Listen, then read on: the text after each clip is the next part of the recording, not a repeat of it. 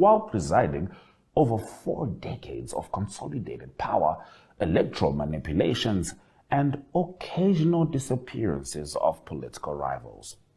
It is as if Uganda's most dangerous insurgency is not militias, not rebels, but a doctor who refuses to stay quiet. The charges themselves reveal a regime that fears symbolism more than substance.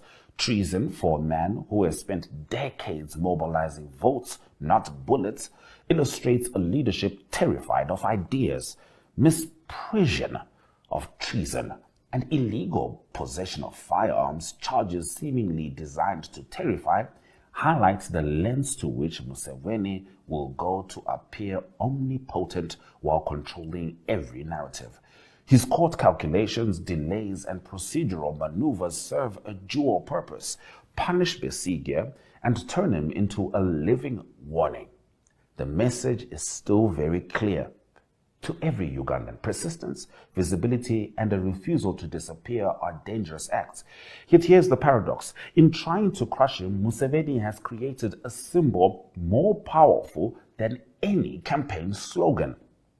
Besigye's endurance, defiance, and unwillingness to vanish amplify his voice rather than silence it. Luzira may confine his body, but it cannot confine the ideas he represents: accountability, resistance, and the audacity to challenge a regime that has been comfortable in power for 4 decades. Every denied bail, every procedural trick, every high court calculation that ignores military detention strengthens his image. Museveni has essentially made Besigye a permanent feature of Uganda's national imagination, a warning, a hero, and a persistent reminder that authoritarian power is often more fragile than it appears.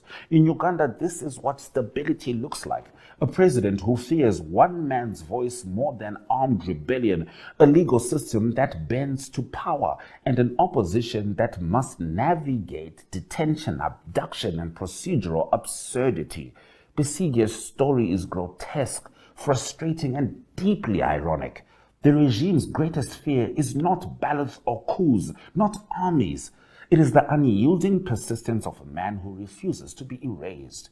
Every new court ruling, every denial of bail, every postponement of a trial is intended to crush him, but it instead sharpens his legend.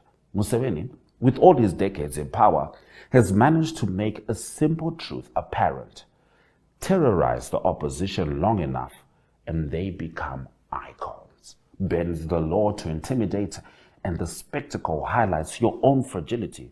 Abduct a persistent doctor, and he turns into a national conscience.